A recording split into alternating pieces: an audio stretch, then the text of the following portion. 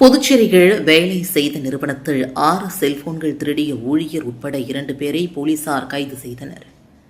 Puducherry நெட்டப்பாக்கத்தில் TVS நிறுவனம் செயல்பட்டு வருகிறது. கடந்த 16ஆம் தேதி இந்நிறுவனத்தின் கிழக்கு பகுதி மதில் சுவரை தாண்டி மர்ம நபர் ஒருவர் உள்ளே நுழைந்துள்ளார்.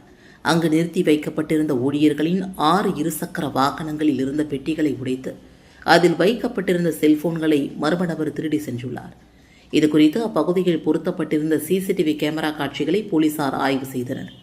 அதில் திருட்டில் ஈடுபட்டது நெட்டப்பாக்கம் பகுதியில் உள்ள அதே நிறுவனத்தில் பணியாற்றி வரும் சின்ன பகண்டை பகுதியை சார்ந்த அபிஷேக் என்பதும் தெரிய வந்தது.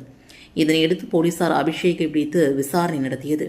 அவர் செல்போன்களை திருடியதை ஒப்புக்கொண்டார். மேலும் இந்த திருட்டிற்கு உடந்தையாக திலீப் என்பவரும் செயல்பட்டதும் விசாரணையில் தெரிய வந்தது. இதனையடுத்து அபிஷேக் மற்றும் திலீப் ஆகிய இருவரையும் நெட்டப்பாக்கம் போலீசார் கைது செய்து நீதிமன்றத்தில் ஆஜர்படுத்தி சிறையில் அடைத்தனர்.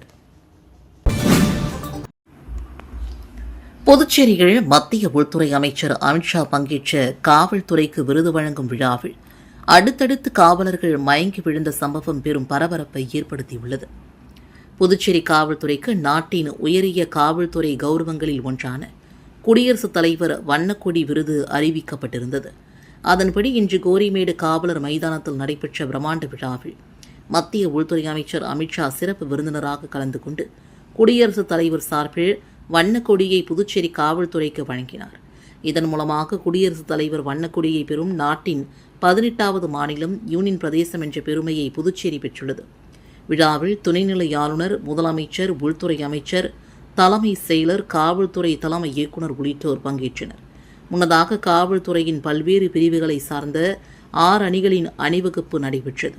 இதனிடையே விழா நிறைவடையும் நேரத்தில் அணிவகுப்பில் கலந்து கொண்ட ஆண் மற்றும் பெண் காவலர்கள் என 10க்கும் மேற்பட்டோர் அடுத்தடுத்து மயங்கி விழுந்தனர். இதனால் அங்கு பரபரப்பு ஏற்பட்டது. மயங்கி விழுந்த காவலர்களுக்கு உடனடியாக முதலுதவி அளிக்கப்பட்டு மருத்துவமனைக்கு கொண்டு செல்லப்பட்டனர். விழாவில் அணிவகுப்பு நடத்துவதற்காக கடந்த சில நாட்களாக காவலர்கள் பயிற்சி மேற்கொண்ட நிலையில் இன்று காலை 6 மணிக்கு மைதானத்திற்குள் அவர்கள் வந்தனர்.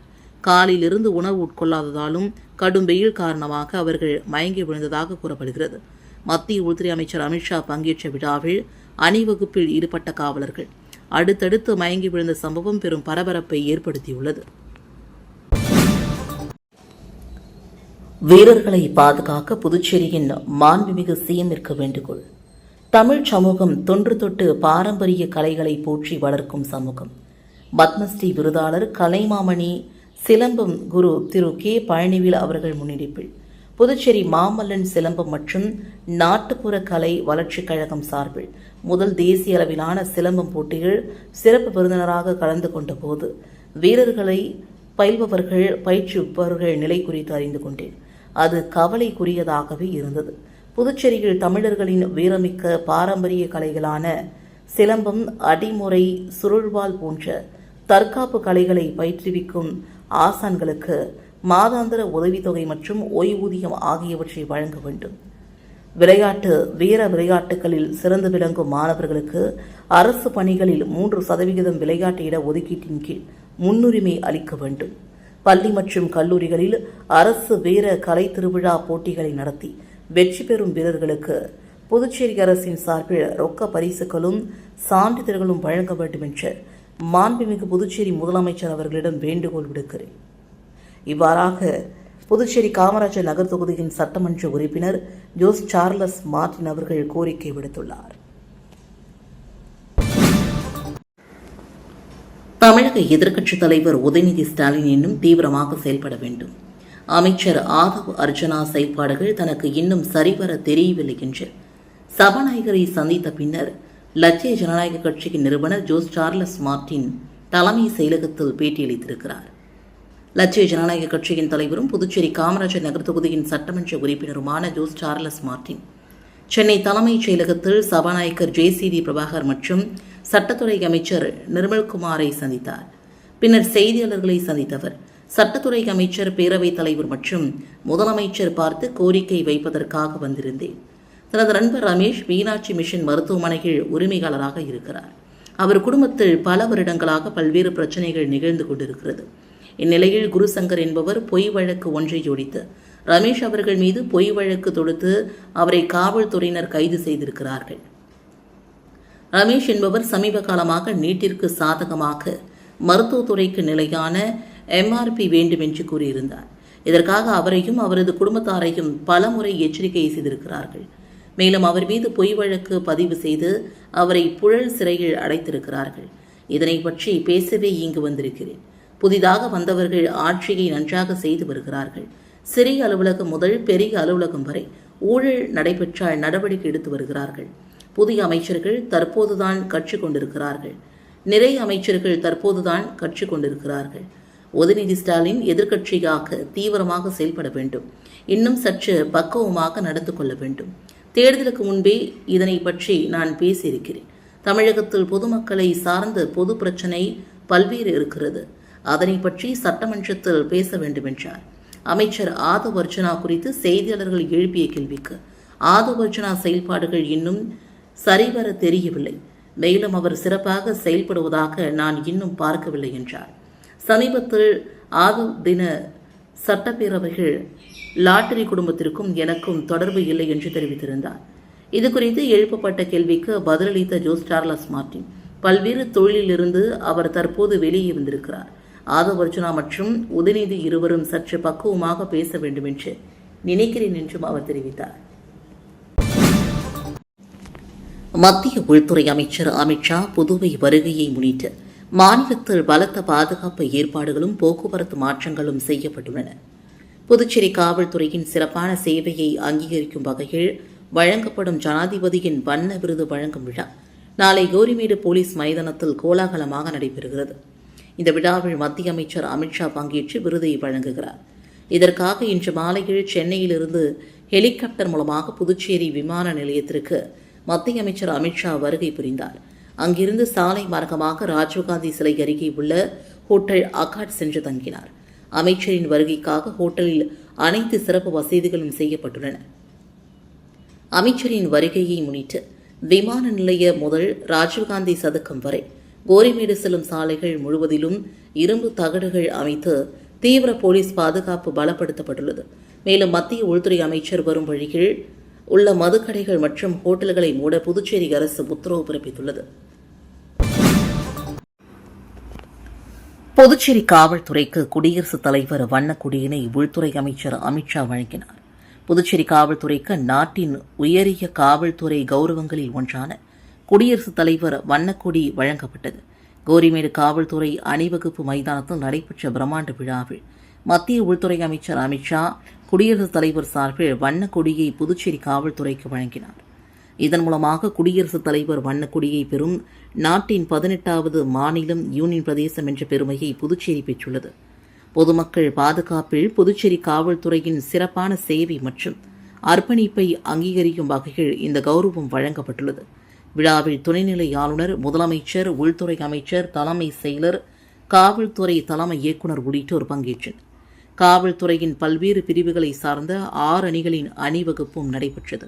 மேலும் சிறப்பான சேவைக்காக SSP கலைவாணன் மற்றும் SSP லக்ஷ்மி சௌஜன்யா ஆகியோருக்கு மத்திய உள்துறை அமைச்சர் தக்ஷதா பதக்கம் வழங்கப்பட்டது. குடியரசுத் தலைவர் வண்ணக்கொடி கிடைத்திருப்பது புதுச்சேரி காவல்துறையின் வரலாற்றில் முக்கிய மைல்கல்லாகவும் அமைந்துள்ளது. வில்லியனூர் புனித லூர்தன்னை பள்ளி மாணவர்களுக்கு ரெயின்கோட்டினை சட்டமன்ற உறுப்பினர் ரவிக்குமார் வழங்கினார். வில்லியனூர் புனித லூர்தன்னை அரசு உதவி பெறும் ஆண்கள் உயர்நிலைப் பள்ளியில் 2025-26 கல்வியாண்டில் 9ஆம் வகுப்பு பயின்ற மாணவர்களுக்கு ரெயின்கோட் வழங்கும் விழா நடைபெற்றது. வில்லியனூர் சட்டமன்ற உறுப்பினர் ரவிக்குமார், முன்னாள் சேர்மன் பாலமுருகன் ஆகியோர் கலந்து கொண்டு மாணவர்களுக்கு ரெயின்கோட்டுகளை வழங்கினர். பள்ளி முதல்வர் ஆல்வின் அன்பரசு தலைமையில் நடைபெற்ற விழாவில் பங்கு தந்தை ஆல்பர்ட், ஆசிரியர்கள், பெற்றோர்கள், முன்னாள் மாணவர்கள் உள்ளிட்டோர் கலந்து கொண்டனர். தொடர்ந்து மாணவர்கள் சிலம்பம் உள்ளிட்ட தற்காப்பு கலைகளை செய்து காட்டி பாராட்டு பெற்றனர். கிறிஸ்த் கலை அறிவியல் கல்லூரிகள் இரத்த தான முகாம் நடைபெற்றது. மூலகுளம் கிறிஸ்த் கலை மற்றும் அறிவியல் கல்லூரிகள் நாட்டு நலப்பணி திட்டம் NSS சார்பில் மாபெரும் இரத்த தான முகாம் நடைபெற்றது. கல்லூரி முதல்வர் டாக்டர் அன்பழகன் தலைமையில் நடைபெற்ற முகாமில் 68க்கும் மேற்பட்ட மாணவர்கள் பங்கேற்ற நிலையில் 41 பேர் தன்னார்வலத்துடன் இரத்த தானம் செய்தனர். தைலாபுரம் அரசு ஆரம்ப சுகாதார நிலைய மருத்துவக் குழுவினர் முகாமை நடத்தினர்.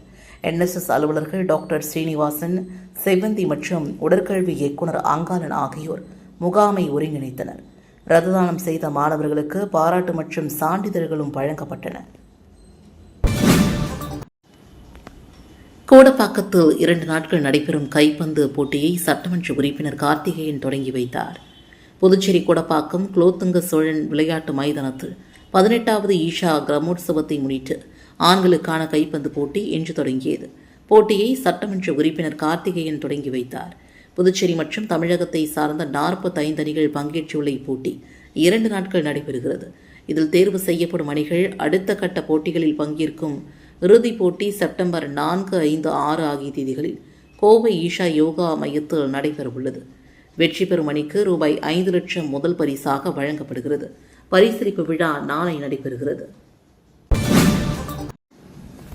புதுச்சேரிக்கு மாநில அந்தஸ்து வழங்க கோரி காரைக்காலில் இந்திய கம்யூனிஸ்ட் கட்சியினர் நடைபயணம் மேற்கொண்டனர். புதுச்சேரிக்கு முழுமையான மாநில அந்தஸ்தை மத்திய அரசு வழங்க வேண்டும் உள்ளிட்ட பல்வேறு கோரிக்கைகளை வலியுறுத்தி காரைக்காலில் இந்திய கம்யூனிஸ்ட் கட்சியின் சார்பில் 50க்கும் மேற்பட்டோர் நடைபயணம் பிரசாரத்தில் ஈடுபட்டனர். புதுச்சேரி மாநிலம் காரைக்கால் மாவட்டம் கோட்டிச்சேரி பகுதியில் நடைபெற்ற இந்த நடைபயணத்தில் இந்திய கம்யூனிஸ்ட் கட்சியை சார்ந்த நிர்வாகிகள் மற்றும் தொண்டர்கள் 50க்கும் மேற்பட்டோர் கலந்து கொண்டனர். புதுச்சேரிக்கு மாநில அந்தஸ்து வழங்க வேண்டும், புதுச்சேரியில் உள்ளாட்சித் தேர்தலை உடனடியாக நடத்த வேண்டும், காரைக்கால் அரசு பொது மருத்துவமனையை மேம்படுத்த வேண்டும் உள்ளிட்ட பல்வேறு கோரிக்கைகளை வலியுறுத்தி அவர்கள் முழக்கங்களை எழுப்பியபடி நடைபயணம் மேற்கொண்டனர். மேலும் புதுச்சேரிக்கு மாநில அந்தஸ்து கிடைப்பதன் அவசியம் குறித்தும் உள்ளாட்சித் தேர்தலை நடத்துவதன் முக்கியத்துவம் குறித்தும் பொதுமக்களிடம் பிரசாரம் மேற்கொண்டனர். நடைபயணத்தின் போது இந்திய கம்யூனிஸ்ட் கட்சியின் நிர்வாகிகள் மத்திய அரசு மற்றும் புதுச்சேரி அரசு தங்களது கோரிக்கைகளுக்கு உரிய நடவடிக்கை எடுக்க வேண்டும் என்றும் வலியுறுத்தினர். காரைக்கால் அறிஞர் அண்ணா அரசு கலைக்கல்லூரி முன்னாள் மாணவர்கள் சந்திப்பில் கல்லூரியில் அடிப்படை வசதிகளை மேம்படுத்த வேண்டும் உட்பட பல்வேறு தீர்மானங்கள் நிறைவேற்றப்பட்டன. காரைக்காலில் 70 ஆண்டுகளுக்கு மேலாக செயல்பட்டு வரும் அறிஞர் அண்ணா அரசு கலைக்கல்லூரி முன்னாள் மாணவர்கள் சந்திப்பு நடைபெற்றது. முன்னாள் மாணவர்கள் சங்க தலைவர் செல்வமணி தலைமையில் செயலாளர் காளிதாஸ் முன்னிலையில் நடைபெற்ற நிகழ்ச்சிகள் பல்வேறு ஆண்டுகளில் கல்லூரியில் பயின்ற முன்னாள் மாணவர்கள் கலந்து கொண்டு தங்களது பழைய நினைவுகளை பகிர்ந்து கொண்டனர். துணை மாவட்ட ஆட்சியர், பேராசிரியர்கள், ஆசிரியர்கள், அரசு ஊழியர்கள், அரசியல் பிரமுகர்கள், தொழில் அதிபர்கள் உள்ளிட்ட பல்வேறு துறைகளை சார்ந்த முன்னாள் மாணவர்கள் பங்கேற்று கல்லூரியின் தற்போதைய நிலை குறித்து ஆலோசனை நடத்தினர். இதில் கல்லூரிக்கு தேவையான ஆசிரியர்கள் மற்றும் தூய்மை பணியாளர்களை உடனடியாக நியமிக்க வேண்டும், மாணவர்களுக்கான குடிநீர், வாகன நிறுத்துமிடம் உள்ளிட்ட அடிப்படை வசதிகளை மேம்படுத்த வேண்டும் என்று தீர்மானிக்கப்பட்டது. மேலும் தற்போது பகுதி நேரமாக நடைபெறும் வகுப்புகளை முழுநேர வகுப்புகளாக மாற்றி அதற்கேற்ப பேராசிரியர்களை நியமிக்க நடவடிக்கை எடுக்க வேண்டும் என்றும் வலியுறுத்தப்பட்டது. இந்த கோரிக்கைகள் தொடர்பாக சம்பந்தப்பட்ட அமைச்சரையும் சட்டமன்ற எதிர்க்கட்சித் தலைவரையும் நேரில் சந்தித்து மனு அளித்து நடவடிக்கை எடுக்க வலியுறுத்தி முன்னாள் மாணவர்கள் முடிவு செய்தனர். காரைக்கால் அடுத்த கோட்டிச்சேரியில் அமைந்துள்ள அருள்மிகு ஸ்ரீ யோகேஸ்வரி அம்மன் ஆலயத்தில் ஆடி 4வது வெள்ளியை முன்னிட்டு நடைபெற்ற திருவிளக்கு பூஜைகள் திரளான பெண்கள் கலந்து கொண்டு சுவாமி தரிசனம் செய்தனர். காரைக்கால் அடுத்த கோட்டிச்சேரி எம்ஜிஆர் சாலை பகுதியில் அமைந்துள்ள அருள்மிகு ஸ்ரீ யோகேஸ்வரி அம்மன் ஆலயத்தில் ஆடி 4வது வெள்ளியை முன்னிட்டு மகாலட்சுமி பூஜை என்னும் திருவிளக்கு பூஜை நடைபெற்றது. 100க்கும் மேற்பட்ட பெண்கள் திருவிளக்கு பூஜையில் கலந்து கொண்டு குத்துவிளக்கை அம்மனாக பாவித்து பூஜைகள் செய்து ஸ்ரீ யோகேஸ்வரி அம்மனை வழிபட்டனர். தொடர்ந்து வண்ண மலர்களால் அம்மனுக்கு சிறப்பு அலங்காரம் செய்யப்பட்டு மகா தீபாரதனை நடைபெற்றது. ஆடி 4வது வெள்ளியை முன்னிட்டு நடைபெற்ற திருவிளக்கு பூஜைகள் ஆலய அறங்காவலர் குழு நிர்வாகிகள் உள்ளிட்ட திரளான பக்தர்கள் கலந்து கொண்டு சுவாமி தரிசனம் செய்தனர். காரைக்கால் திருநள்ளாறு பேட்டையில் ஸ்ரீ சக்தி மாரியம்மன் ஆலய பால்குட ஊர்வலத்தில் திரளான பெண்கள் கலந்து கொண்டு பால்குடம் ஏந்தி ஊர்வலமாக சென்று அம்மனுக்கு நேர்த்திக்கடன் செலுத்தினர். திருநள்ளாறு ஸ்ரீ தர்ப்பரணேஸ்வரர் சுவாமி தேவஸ்தானத்துக்குட்பட்ட அருள்மிகு ஸ்ரீ சக்தி மாரியம்மன் ஆலயத்தில் ஆண்டுதோறும் நடைபெறும் தீமிதி திருவிழா கடந்த 7ஆம் தேதி பூச்சொரிதல் உற்சவத்துடன் விமர்சையாக தொடங்கியது. விழாவின் முக்கிய நிகழ்வுகளில் ஒன்றான பால்குட ஊர்வலம் இன்று நடைபெற்றது. இதனையொட்டி அரசலாற்றங்கரையிலிருந்து திரளான பக்தர்கள் பால்குடம் எடுத்து புறப்பட்டனர். முக்கிய வீதிகள் வழியாக பக்தி கோஷங்களுடன் ஊர்வலமாக வந்து பக்தர்கள் இறுதியாக ஸ்ரீ சக்தி மாரியம்மன் ஆலயத்தை வந்தடைந்தனர். தொடர்ந்து பக்தர்கள் கலந்து கொண்டு பால்குடத்தில் இருந்த பால் மூலமாக அம்மனுக்கு சிறப்பு பாலபிஷேகம் செய்து பின்னர் தீபாரதனையும் காண்பித்தனர். இதில் திரளான பக்தர்கள் கலந்து கொண்டு அம்மனை தரிசனம் செய்து வழிபட்டனர். விழாவின் முக்கிய நிகழ்ச்சியான தீமிதி திருவிழா வருகின்ற 10ஆம் தேதி நடைபெற உள்ளதும் குறிப்பிடத்தக்கது. புதுச்சேரிக்கு மாநில அந்தஸ்து கோரி சட்டமன்ற உறுப்பினர் நேரு தலைமையில் கண்டன ஆர்ப்பாட்டம் நடைபெற்றது. புதுச்சேரிக்கு தனி மாநில அந்தஸ்து வழங்க வலியுறுத்தியும் புதுச்சேரியின் அரசியல் சூழலை மத்திய அரசு கண்டுகொள்ளவில்லை என்று கண்டித்தும் சட்டமன்ற உறுப்பினர் நேரு தலைமையில் அண்ணா சிலை அருகே கண்டன ஆர்ப்பாட்டம் நடைபெற்றது. இதில் புதுச்சேரி, காரைக்காலை சார்ந்த பொதுநல அமைப்புகளின் நிர்வாகிகள் மற்றும் பலரும் கலந்து கொண்டனர். ஆர்ப்பாட்டத்தில் பேசிய சட்டமன்ற உறுப்பினர் நேரு, புதுச்சேரி யூனியன் பிரதேசமாக இருப்பதால் வளர்ச்சி திட்டங்களுக்கு மத்திய அரசின் ஒப்புதல் பெறுவதில் தாமதம் ஏற்படுவதாக குற்றம் சாட்டினார். விமான நிலைய விரிவாக்கம், பொருளாதார மண்டலம், தகவல் தொழில்நுட்ப நிறுவனங்கள், ரயில்வே திட்டம் உள்ளிட்ட பல்வேறு திட்டங்கள் நீண்ட காலமாக கிடப்பில் உள்ளதாகவும், குடிநீர், கழிவுநீர், சாலை, மருத்துவம் உள்ளிட்ட அடிப்படை கட்டமைப்புகள் மேம்படுத்தப்பட வேண்டும் என்றும் வலியுறுத்தினார். புதுச்சேரிக்கு முழுமையான மாநில அந்தஸ்து கிடைக்கும் வரை மாநிலம் தழுவிய போராட்டங்களை முன்னெடுக்கப்படும் என்றும் அவர் தெரிவித்தார். பெத்திசெமினார் மேல்நிலைப் பள்ளியில் 2026ஆம் ஆண்டு விழாவை முன்னிட்டு நடந்த பல்வேறு போட்டிகளில் வெற்றி பெற்ற மாணவர்களுக்கு பரிசுகள் வழங்கப்பட்டன. புதுச்சேரி பெத்திசெமினார் மேல்நிலைப் பள்ளிகள் 2026ஆம் ஆண்டு விளையாட்டு விழா உப்பளம் தொடக்கப்பள்ளி வளாகத்தில் கோலாகலமாக நடைபெற்றது. பள்ளியின் முதல்வர் அருட்தந்தை ஆரோக்கியராஜ், துணை முதல்வர் அருட்தந்தை சின்னப்பன் தலைமையில் நடைபெற்ற விழாவை புதுச்சேரி கடலூர் உயர் மறைமாவட்ட முதன்மை குரு அருட்திரு மோஞ்சோர் குழந்தை சுவாமி தொடங்கி வைத்தார். தொடர்ந்து நடைபெற்ற பரிசளிப்பு விழாவில் புதுச்சேரி NCC குழு தலைமையக குழு தளபதி கர்னல் அஜித் திவாரி கலந்து கொண்டு வெற்றி பெற்ற மாணவர்களுக்கு பரிசுகள் மற்றும் சான்றிதழ்களை வழங்கினார். மாணவர்கள் அணிவகுப்பு, தடகளம், உடற்பயிற்சி உள்ளிட்ட பல்வேறு போட்டிகளில் உற்சாகமாக பங்கேற்று தங்கள் திறமைகளை வெளிப்படுத்தினர். மேட்டுப்பாளையத்தில் நேற்று முன்தினம் சுவர் இடிந்து விழுந்து ஒருவர் பலியான நிலையில் நேற்றிரவு ஐமாஸ் விளக்கு கம்பம் சாலையில் விழுந்த சம்பவம் அப்பகுதி மக்களிடையே அச்சத்தை ஏற்படுத்தியுள்ளது. மேட்டுப்பாளையம் 4 முனை சாலையில் ஸ்மார்ட் சிட்டி திட்டத்தின் கீழ் அமைக்கப்பட்டிருந்த ஹைமாஸ் விளக்கு கம்பம் நேற்று பெய்த கனமழையை தொடர்ந்து இன்று திடீரென சாலையோரமாக சாய்ந்தது. இதனால் அப்பகுதியில் பரபரப்பு ஏற்பட்டது. மழைநீர் தேங்கி மண் ஈரமானதால் கம்பத்தின் அடிப்பகுதி வலுவிழந்து சாய்ந்ததாக கூறப்படுகிறது. அதிர்ஷ்டவசமாக கம்பம் சாய்ந்த போது அருகில் வாகனங்களோ பொதுமக்களோ இல்லாததால் பெரும் விபத்து தவிர்க்கப்பட்டது. சமீப காலமாக மேட்டுப்பாளையம் பகுதிகள் மழை மற்றும் விபத்து தொடர்பான சம்பவங்கள் தொடர்ந்து நடைபெற்று வரும் நிலையில் ஹைமாஸ் விளக்கு கம்பம் சாய்ந்த சம்பவம் பொதுமக்களிடையே அதிர்ச்சியை ஏற்படுத்தியுள்ளது. எனவே சாய்ந்த கம்பத்தை உடனடியாக அகற்றுவதுடன் அப்பகுதியில் உள்ள மற்ற ஐமாஸ் விளக்கு கம்பங்களின் உறுதித்தன்மையையும் அதிகாரிகள் ஆய்வு செய்ய வேண்டும் என்று பொதுமக்கள் கோரிக்கை விடுத்துள்ளனர். தேசிய, ஆசிய பென்காக் ஸ்லாட் போட்டிகளில் பதக்கங்கள் குவித்து சாதனை படைத்த புதுவை வீரர்கள் சட்டமன்ற உறுப்பினர் செந்தில்குமாரை சந்தித்து வாழ்த்து பெற்றனர். மகாராஷ்டிரா மாநிலம் நாசிக்கில் நடைபெற்ற 14வது சிங்கா மகான் ப்ரீ ஜூனியர் மற்றும் ஜூனியர் தேசிய பென்காக் ஸ்லாட் சாம்பியன்ஷிப் போட்டிகள் புதுவை வீரர்கள் சிறப்பாக விளையாடி 7 தங்கம், 9 வெள்ளி, 21 வெண்கலம் என மொத்தமாக 37 பதக்கங்களை வென்றனர். அதேபோல மேகாலயா மாநிலம் சிலாங்கில் நடைபெற்ற 14வது சீனியர் மற்றும் மாஸ்டர் தேசிய பென்காக் ஸ்லாட் சாம்பியன்ஷிப் போட்டிகள் 2 தங்கம், 1 வெள்ளி, 1 வெண்கலம் என மொத்தமாக 4 பதக்கங்களை புதுவை வீரர்கள் கைப்பற்றினர். மேலும் வியட்நாமில் நடைபெற்ற 10வது ஆசிய சீனியர் பென்காக் ஸ்லாட் சாம்பியன்ஷிப் போட்டிகள் அலமேலு வெள்ளி பதக்கம் வென்று புதுச்சேரிக்கு பெருமை சேர்த்தார். தேசிய மற்றும் ஆசிய அளவிலான போட்டிகளில் பதக்கங்களை வென்ற வீரர்கள் இன்று பாகூர் சட்டமன்ற உறுப்பினர் செந்தில்குமாரை சந்தித்து வாழ்த்து பெற்றனர். நிகழ்ச்சியில் சங்கத் தலைவர் சாந்திரலட்சுமி, செயலாளர் பச்சையப்பன் மற்றும் சங்க நிர்வாகிகள் உடனிருந்தனர். தட்டாஞ்சாவடி தொகுதிக்குட்பட்ட வெங்கடேஸ்வரா நகர் சேரன் வீதியில் கால்வாயில் தாழ்வாக உள்ள மின் கேபிளை செல்லும் குழாயை உயர்த்தி அமைக்க வேண்டும் என்று தொகுதியின் தாவேகா நிர்வாகி பன்னீர்செல்வம் மின்துறை அதிகாரியிடம் மனு அளித்து வலியுறுத்தியுள்ளார். புதுச்சேரி தட்டாஞ்சாவடி தொகுதிக்குட்பட்ட புதுசாரம் வெங்கடேஸ்வரா நகர் சேரன் நகர் வீதிகள் கால்வாயின் குறுக்கே தாழ்வாக அமைக்கப்பட்டுள்ள மின் கேபிள் செல்லும் குழாயால் மழைக்காலங்களில் குப்பைகள் மரக்கிளைகள் சிக்கி நீரோட்டம் தடைபடுவதாக புகார் எழுந்தது.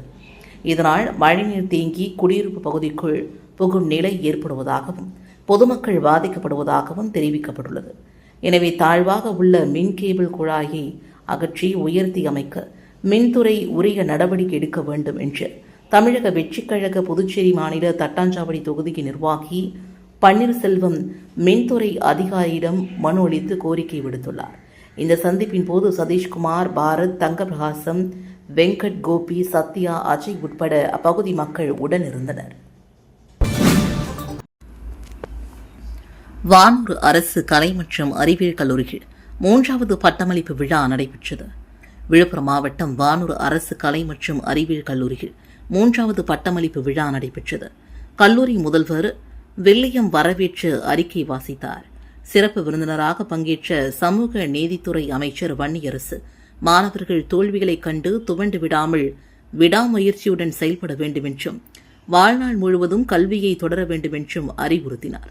கூடுதல் ஆட்சியர் ஆனந்தகுமார் சிங் சிவில் சர்வீஸ் தேர்வுகளை தமிழிலும் எழுத IAS, IPS உள்ளிட்ட உயர் பதவிகளில் சாதிக்க மாணவர்களுக்கு வாழ்த்து தெரிவித்தார்.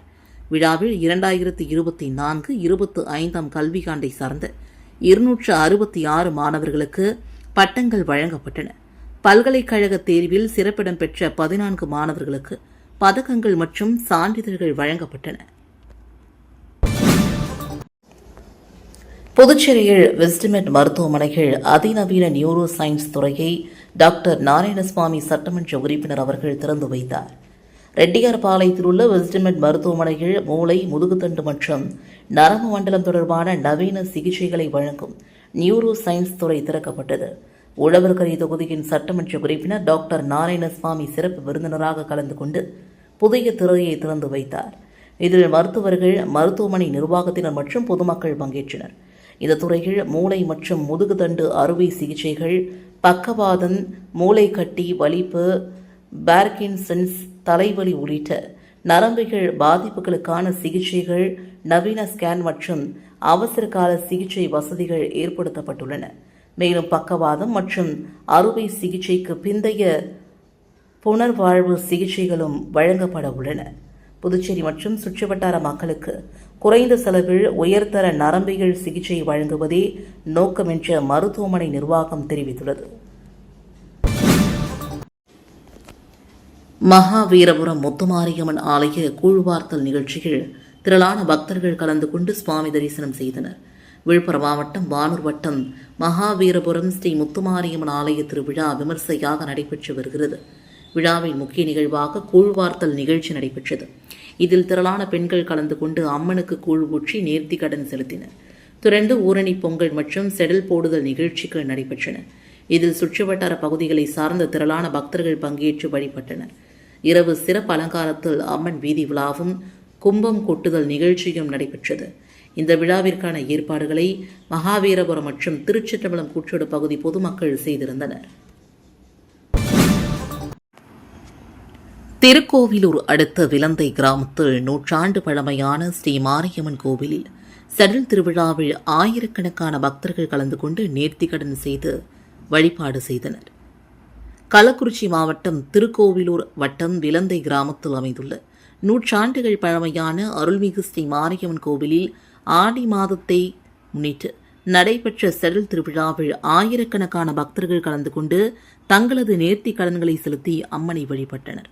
இந்த ஆண்டு திருவிழா கடந்த ஜூலை 28 கொடியேற்றத்துடன் தொடங்கியது. தொடர்ந்து கூழ்வார்த்தல் நிகழ்ச்சி நடைபெற்றதுடன் தினமும் காலை மற்றும் மாலை சிறப்பு அபிஷேகம், தீபாராதனை மற்றும் அம்மன் வீதி உலா நடைபெற்றது. நேற்று மாலை முத்துப்பல்லக்கில் அம்மன் எழுந்தருளி வீதி உலா வந்து பக்தர்களுக்கு அருள் பாலித்தார். இன்று காலை சிறப்பு அபிஷேகம், தீபாராதனை மற்றும் பொங்கல் வைத்து பக்தர்கள் வழிபாடு நடத்தினர். பின்னர் மாலை அம்மன் ஊர்வலமாக ஆத்தங்கரைக்கு அழைத்து செல்லப்பட்டு அங்கு கரகம் ஜோடிக்கும் நிகழ்ச்சி நடைபெற்றது. தொடர்ந்து பக்தர்கள் அலகு குத்தி உள்ளிட்ட நேர்த்தி கடன்களை நிறைவேற்றினர். இதனையடுத்து பாரம்பரிய நிகழ்வாக ஆட்டுக்கிடாயை செடல் மரத்தில் ஏற்றி 3 முறை சுற்றும் வழிபாடும் நடைபெற்றது. இதில் ஆட்டுக்கிடாய் எந்த திசையை நோக்கி தலையை திருப்புகிறதோ அந்த திசை பலம் பெறும் என்பதும் பக்தர்களின் ஐதீகம். இந்த திருவிழாவில் கழுமரம், மணலூர்பேட்டை, திருக்கோவிலூர், சென்னை, விழுப்புரம், கள்ளக்குறிச்சி உள்ளிட்ட பல்வேறு பகுதிகளிலிருந்து திரளான பக்தர்கள் கலந்து கொண்டு சுவாமி தரிசனம் செய்தனர். தொடர்ந்து அம்மன் தேர் திருவிழாவும் சிறப்பாக நடைபெற்றது. புதுச்சேரி பிள்ளைத்தோட்டம் அருள்மிகு ஸ்ரீ ஆனந்தமுத்து மாரியம்மன் ஆலயத்தில் நடைபெற்ற ஊஞ்சல் உற்சவ விழாவில் திரளான பக்தர்கள் பலரும் கலந்து கொண்டு சுவாமியை வழிபட்டனர். புதுச்சேரி பிள்ளைத்தோட்டம் அருள்மிகு ஸ்ரீ ஆனந்த முத்துமாரியம்மன் ஆலய தேர் திருவிழா ஆண்டுதோறும் ஆடி மாத 4ஆம் வெள்ளியை முன்னிட்டு நடைபெறுவது வழக்கம். இந்த ஆண்டு நடைபெறும் ஆடி தேர் திருவிழா கடந்த வாரம் கொடியேற்றத்துடன் தொடங்கியது. தொடர்ந்து அம்மனுக்கு சிறப்பு அபிஷேகம், ஆராதனைகள் நடைபெற்று சுவாமி வீதி உலா காட்சிகள் நடைபெற்றது. ஆடி மாத திருவிழாவின் முக்கிய ஊஞ்சல் உற்சவ விழா நேற்றிரவு நடைபெற்றது. தொடர்ந்து சுவாமிக்கு மகா தீபாரதனை காண்பிக்கப்பட்டது. இதில் திரளான பக்தர்கள் கலந்து கொண்டனர். மேலும் இந்த நிகழ்ச்சிகள் முதலமைச்சர் ரங்கசாமி, அமைச்சர்கள், சட்டமன்ற உறுப்பினர்கள், முன்னாள் சட்டமன்ற உறுப்பினர்கள் பலரும் கலந்து கொண்டு சுவாமியை வழிபட்டனர். மேலும் நிகழ்ச்சிகள் ஆலய நிர்வாக அதிகாரிகள், விழா குழு தலைவர், விழா குழுவினர்கள், இளைஞர்கள் மற்றும் ஊர் பொதுமக்கள் திரளாக கலந்து கொண்டனர். பெரம்பை கிராமத்தில் உள்ள மேல்மலையனூர் அங்காளம்மன் ஆலயத்தில் ஆடி மாத 4ஆம் வெள்ளிக்கிழமையை முன்னிட்டு சிறப்பு வழிபாடுகள் வெகு விமர்சையாக நடைபெற்றன. விழுப்புரம் மாவட்டம் வானூர் வட்டம் பெரம்பை கிராமத்தில் உள்ள மேல்மலையனூர் அங்காளம்மன் ஆலயத்தில் ஆடி மாத 4ஆம் வெள்ளிக்கிழமையை முன்னிட்டு சிறப்பு வழிபாடுகள் வெகு விமர்சையாக நடைபெற்றன. இதனையொட்டி அம்மனுக்கு பல்வேறு அபிஷேகங்கள் செய்து சிறப்பு பூஜைகள் நடைபெற்றன. தொடர்ந்து பக்தர்களுக்கு மதியம் கூழ் ஊற்றும் நிகழ்ச்சி நடைபெற்றது. இரவு காத்தவராயனுக்கு சிறப்பு வழிபாடு செய்து கொம்பன் சாதம் படைகள் வைத்து வழிபாடு நடைபெற்றது. பின்னர் மேல்மலையனூர் அங்காளம்மனுக்கு சந்தன காப்பு அலங்காரம் செய்யப்பட்டு வண்ண மலர்கள், மாலைகள் அணிவிக்கப்பட்டு சிறப்பு அலங்காரத்தில் அம்மன் பக்தர்களுக்கு அருள் பாலித்தார். தொடர்ந்து மகா தீபாரதனை நடைபெற்றது. இதில் திரளான பக்தர்கள் கலந்து கொண்டு அம்மனை தரிசனம் செய்து வழிபட்டனர். விழாவின் ஒரு பகுதியாக பக்தர்களுக்கு பிரசாதமும் வழங்கப்பட்டது. மேலும் விழாவை ஒட்டி பக்தர்கள் மீது அருள் வந்து அம்மனாடும் நிகழ்வும் நடைபெற்றது. பெரம்பை மற்றும் சுற்றுவட்டார கிராமங்களை சார்ந்து திரளான பக்தர்கள் ஆலயத்திற்கு வந்து அம்மனை தரிசனம் செய்து அருள் பெற்று சென்றனர். ஆடி 4ஆம் வெள்ளியை முன்னிட்டு நடைபெற்ற சிறப்பு பூஜைகள் மற்றும் வழிபாடுகளால் ஆலய வளாகம் முழுவதும் பக்தி மையமாக காட்சியளித்தது. புதுச்சேரி குருமம்பேட் பகுதியில் அமைந்துள்ள ஸ்ரீ யோகமயா லலிதாம்பிகை ஆலயத்தில் ஸ்ரீ மகாவராகி அம்பாள் பிரதிஷ்டை செய்யப்பட்டது. இதில் பக்தர்கள் பலரும் கலந்து கொண்டு அம்பாளை வழிபட்டு சென்றனர். புதுச்சேரி குருமம்பேட் பகுதியில் அமைந்துள்ளது ஸ்ரீ யோகமயா லலிதாம்பிகை அம்மன் ஆலயம். இந்த ஆலயத்தில் ஸ்ரீ மகாவராகி அம்பாள் பிரதிஷ்டை செய்யப்பட்டது. முன்னதாக அம்மனுக்கு யாகசாலை அமைக்கப்பட்டு கலசங்கள் வைத்து வேத மந்திரங்கள் ஓதி கலசங்கள் உட்புறப்பாடு எடுத்து வரப்பட்டு ஸ்ரீ மகா வராகி அம்பாளுக்கு புனித நீர் ஊற்றி பிரதிஷ்டை செய்யப்பட்டது. தொடர்ந்து அலங்கரிக்கப்பட்ட வராகி அம்மனுக்கு சோடச தீபாரதனைகள் காண்பிக்கப்பட்டு பக்தர்களுக்கு புனித நீர் தெளிக்கப்பட்டது. ஸ்ரீ மகா வராகி அம்பாள் பிரதிஷ்டை நிகழ்ச்சிகள் பக்தர்கள் பலரும் கலந்து கொண்டு ஸ்ரீ மகா வராகி அம்பாளை வழிபட்டு சென்றனர்.